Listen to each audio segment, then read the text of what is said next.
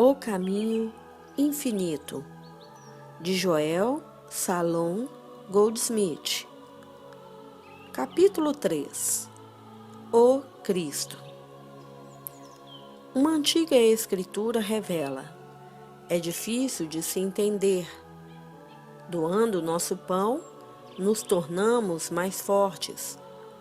Dando nossas roupas aos outros, ganhamos em formosura.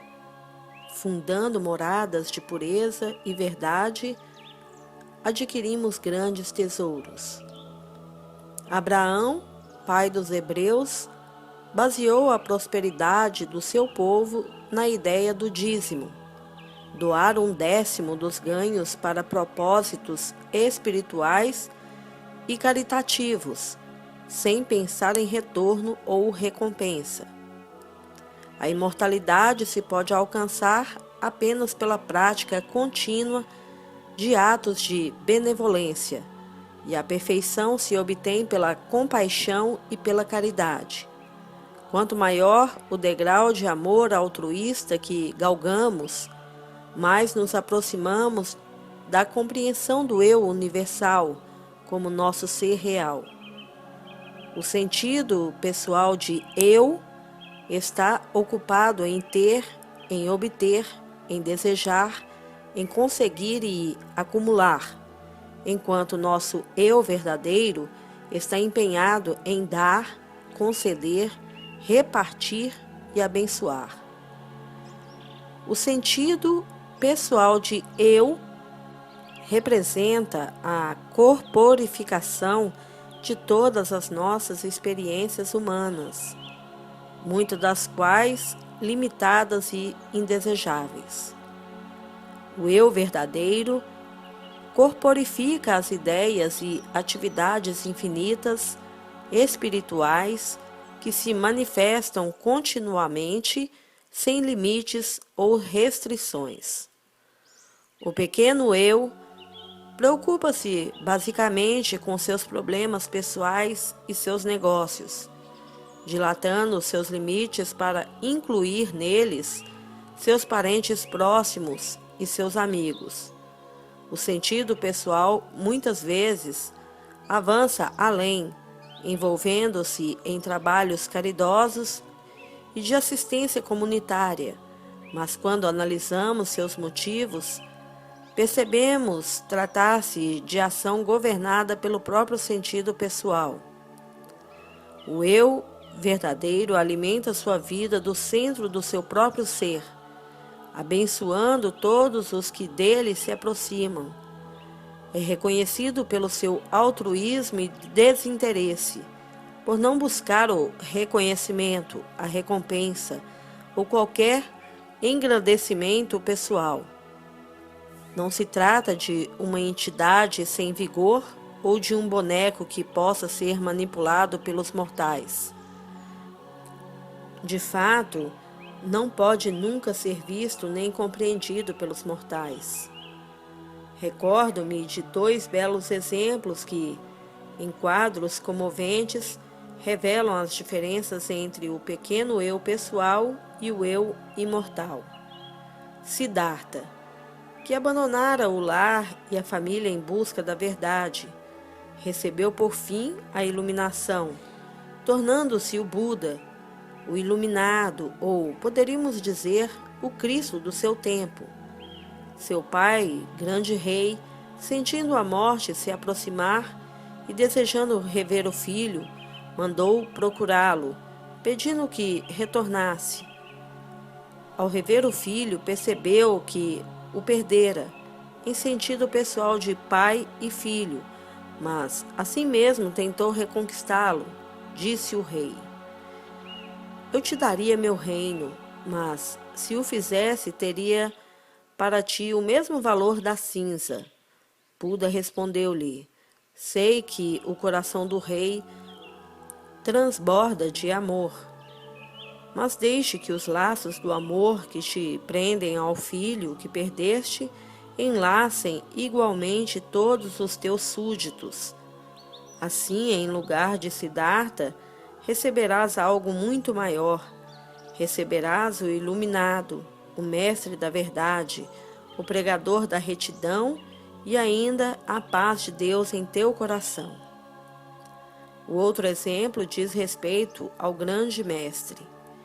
E falando ainda à multidão, estavam fora sua mãe e seus irmãos, que desejavam falar-lhe. E disse-lhe alguém: Eis que estão lá fora tua mãe e teus irmãos querendo te falar. Mas ele respondeu àquele que o chamara: Quem é minha mãe? E quem são meus irmãos?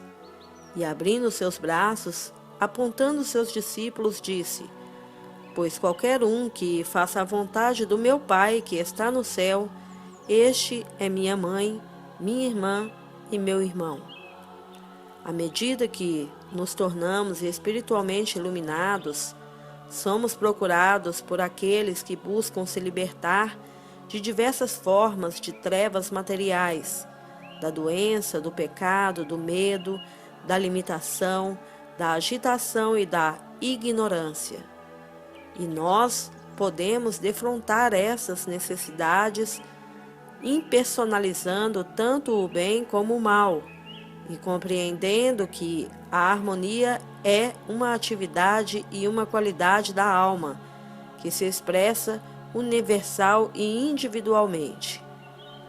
Na medição ou comunhão, nos tornamos receptivos à verdade que se desdobra dentro de nós. E a isto nós chamamos de oração. Nosso orar não deve ter ligação com o chamado paciente. De fato, a oração não é um processo, uma combinação de palavras ou pensamentos, de colocações, de declarações, de afirmações ou negações. A oração é um estado de consciência no qual experimentamos a percepção da harmonia, da perfeição, da unidade, da alegria, da paz e do domínio.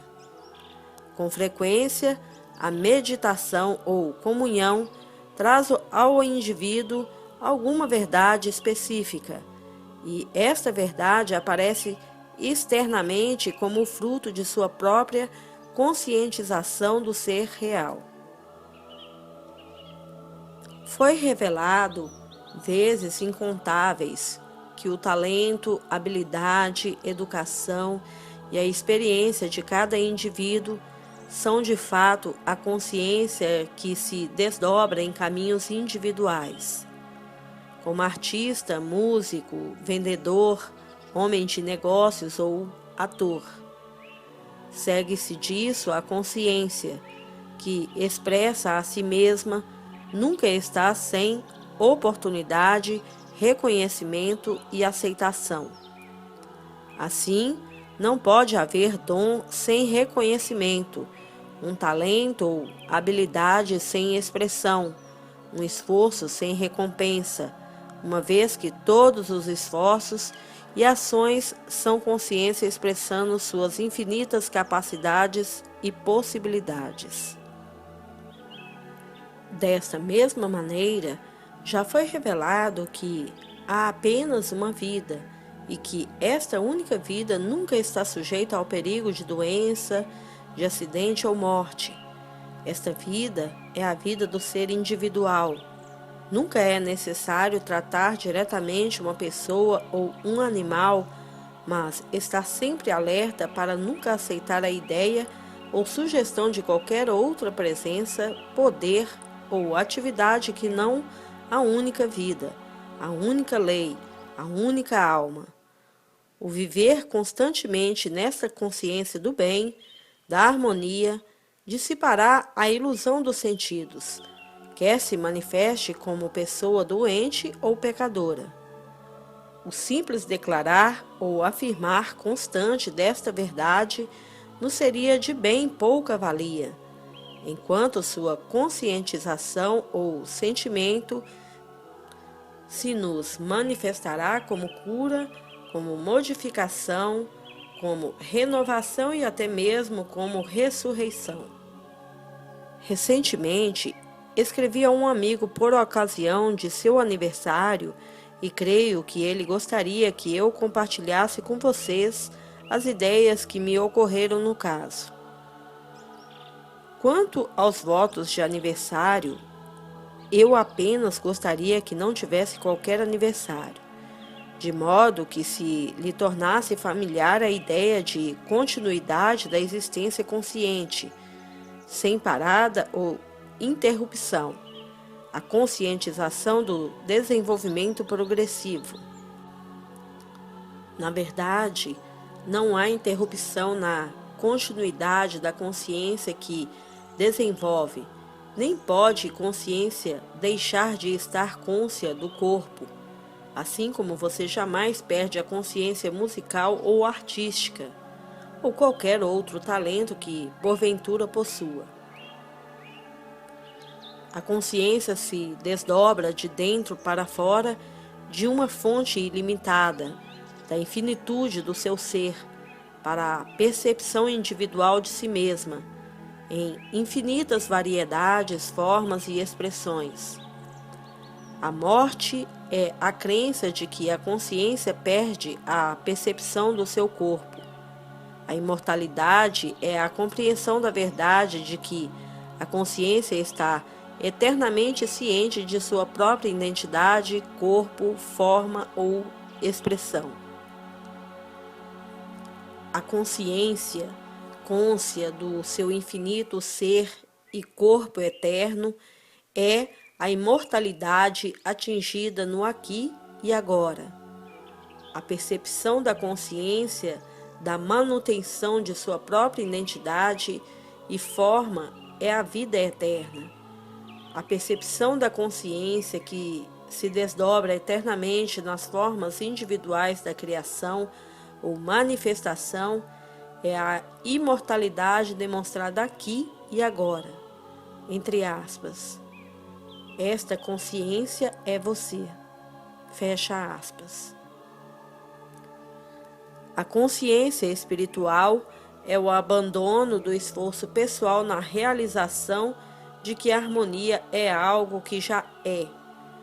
Esta consciência, com a renúncia ao esforço pessoal, é atingida quando percebemos o Cristo dentro de nós como uma realidade presente. O Cristo é a atividade da verdade na consciência individual. É mais uma receptividade à verdade do que a sua verbalização. Na medida em que conseguimos a quietude interior, tornamo-nos sempre mais receptivos à verdade que se nos revela dentro de nós mesmos. A atividade desta verdade na nossa consciência é o Cristo, a própria presença de Deus. A verdade recebida e mantida continuamente em nossa consciência é a lei da harmonia em todas as nossas vicissitudes. Ela governa, dirige, orienta e suporta todas as nossas atividades da vida cotidiana. Quando nos aparecer a ideia de doença ou carência, esta verdade onipresente será o nosso curador e nosso recurso, será mesmo nossa saúde e nosso suprimento. Para muitos, a palavra Cristo continua sendo um termo mais ou menos misterioso, uma entidade desconhecida, algo raramente ou nunca vivenciado diretamente. Se, porém, quisermos nos beneficiar com a revelação da presença divina ou poder dentro de nós, feita por Cristo Jesus e outros, teremos de modificar este estado de coisas. Devemos chegar à experiência do Cristo como uma revelação permanente e contínua. Temos de viver com a percepção consciente e contínua da verdade interior ativa, mantendo sempre uma atitude receptiva, ouvidos atentos. Não demorará para que tenhamos a experiência do despertar interior. Esta é a atividade da verdade dentro da consciência, ou o Cristo que alcançamos. Uma tal compreensão do Cristo nos esclarecerá a respeito da oração. Todas as definições do dicionário são unânimes em conceituar a oração com base na crença errônea de que haja um Deus em algum lugar, a esperar que lhe imploremos de algum modo. Então, se pudermos encontrar este Deus bem disposto, teremos nossas orações respondidas favoravelmente, a menos que, logicamente, nossos pais ou avós, até a terceira ou quarta geração, tenham pecado e, neste caso, seremos imputáveis pelos seus pecados e teremos nossas orações jogadas na cesta do lixo do céu. Nós temos um sentido diferente do que seja a oração. Percebemos que qualquer bem que nos aconteça é o resultado direto da nossa própria compreensão da natureza do nosso próprio ser. Nossa compreensão da vida espiritual se desenvolve à medida da nossa receptividade à verdade, não orando a Deus, mas deixando que Deus se revele e se manifeste a nós. Este é o mais alto conceito de oração. É alcançado quando dedicamos alguns minutos, tanto de dia quanto de noite, à meditação, a comungar, a escutar. Na quietude, chegamos a um estado de receptividade que nos abre o caminho para sentir ou para perceber a presença real de Deus. Esta percepção ou sentimento é a atividade de Deus, a verdade em nossa consciência. É o Cristo, nossa realidade. Normalmente, vivemos imersos no mundo sensorial e nos preocupamos apenas com o objeto de nossos sentidos. E isso nos traz nossa experiência de bem e de mal, de dor e de alegria. Se nós, através do estudo e da meditação, nos voltarmos mais para o lado mental da vida, veremos que nossos pensamentos se tornam mais elevados e, com isso, teremos melhores condições. À medida que refinamos nossas qualidades mentais e manifestamos mais paciência, mais gentileza, caridade e perdão, essas qualidades se refletirão sobre nossa experiência humana. Mas não paremos por aqui. Mais alto que o plano do corpo e da mente está o domínio da alma, o reino de Deus. Aqui encontramos a realidade do nosso ser, nossa natureza divina. Não que o corpo e a mente estejam separados ou afastados da alma, apenas que a alma é o recôndito mais profundo do nosso ser. Nos domínios da alma, encontramos completa tranquilidade, paz absoluta, harmonia e domínio. Aqui não encontramos nem bem nem mal, nem dor nem prazer, apenas a alegria de ser. Estamos no mundo, mas não pertencemos a ele, pois não mais vemos o mundo dos sentidos como aparenta ser, mas, tendo despertado nosso sentido espiritual, nós o vemos como ele é. Vemos a realidade através das aparências. Até aqui, buscamos nossa felicidade no universo objetivo, em pessoas, lugares ou coisas. Agora, porém, através do sentido espiritual, do sentido da alma, o mundo todo tende a nos trazer seus presentes, embora não mais pela busca direta de pessoas ou coisas, mas servindo-se dessas como canais. No sentido material, pessoas e coisas são os objetivos, aquilo que desejamos. Através do sentido da alma, nosso bem se desdobra a partir do nosso interior embora se apresente como pessoas e condições melhoradas. O sentido da alma não nos priva dos amigos, da família e do conforto da existência humana, mas nos dá isso com maior segurança, num nível de consciência mais alto, mais belo e duradouro. Por muitos séculos, a atenção foi focalizada em Jesus Cristo como Salvador do homem, e ao longo deste século o sentido espiritual da vida oscilou entre dois extremos, entre a luz e as trevas. Um mestre no século XVI escreveu: Cristo, Jesus, chamou a si mesmo de luz do mundo, mas completou dizendo que seus discípulos também eram a luz do mundo. Todo cristão em quem esteja vivo o Espírito Santo, isto é, os verdadeiros cristãos, são um com o Cristo em Deus e são como o Cristo, Jesus. Portanto, eles terão experiências semelhantes e o que Cristo, Jesus, fez, eles também farão. Nossa tarefa é a descoberta do Cristo na própria consciência. Reconhecemos com alegria e amor profundo o quanto do Cristo foi alcançado, não só por Jesus, mas por muitos videntes espirituais e profetas de todos os tempos. Nosso coração está cheio de gratidão pela revelação do Cristo para tantos homens e mulheres de nossos dias. E olhamos agora para a frente, para a realização do Cristo em nossa própria consciência.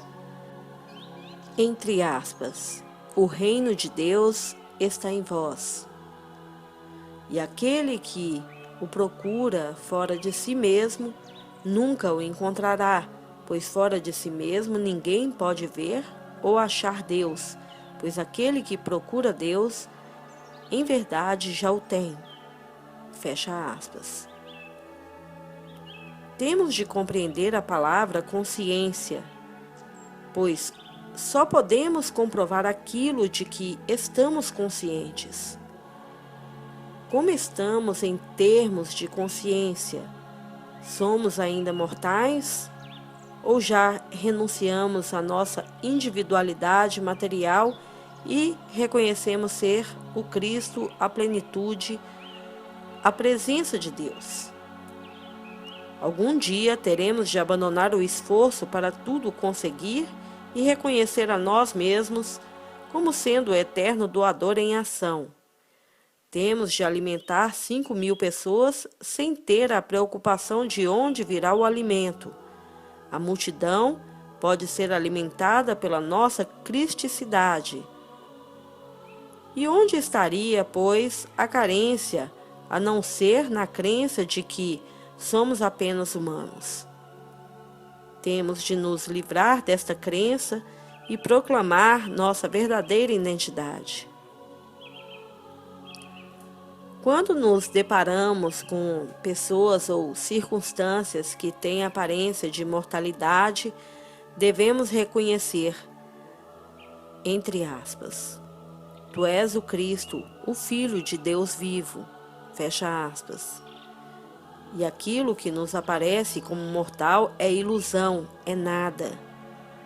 Não temos de temer nenhuma circunstância mortal ou material, uma vez que reconhecemos sua nulidade. A verdade é simples. Não há verdade metafísica profunda ou misteriosa. Ou é verdade ou não é verdade. E não pode haver verdade profunda ou superficial, nem pode haver diversos graus de verdade. Para a verdade ser verdade, deve ser verdade absoluta. Ocupamo-nos agora com a verdade de que nós individualizamos o poder infinito. Não devemos procurar um poder fora ou separado de nós mesmos. Nós individualizamos o poder infinito na medida de nossa conscientização da verdade. A vida, que é Deus, é nossa vida. Há apenas uma vida, e esta é a vida de todos os seres, de todos os indivíduos. Nós individualizamos esta vida eterna e não há menos Deus em alguns seres do que em outros. E esta vida em todos é sem doença e imortal. Nossa consciência desta verdade é a influência curadora dentro de nós. Existe apenas uma consciência, Deus.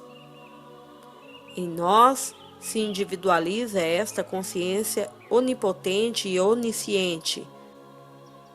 Por isso, nossa consciência é o socorro sempre presente em qualquer circunstância.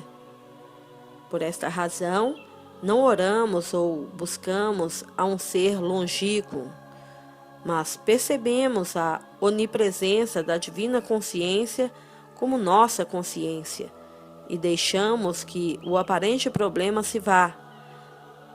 A percepção desta verdade nos confirma na consciência da presença da vida, da verdade de Deus. A compreensão da unidade da consciência como a nossa consciência, da vida como a nossa vida, é a verdade eterna. O próximo passo no desenvolvimento é a descoberta de que, como individualização da consciência, nós incorporamos em nossa própria consciência nosso corpo, nossos negócios e nosso lar. Podemos comprovar nosso domínio sobre o tempo, o clima, a renda, a saúde e o corpo apenas na medida em que sabemos serem ideias da consciência que somos. O lar, o trabalho e o corpo são ideias nossas, sujeitas à nossa compreensão. E a conscientização desta verdade nos confere o domínio. Isto não nos exalta como seres humanos, nem nos torna divinos. Isto varre de nós a natureza humana e revela nossa divindade. Podemos medir nosso desenvolvimento espiritual observando se estamos ou não tentando melhorar uma condição física.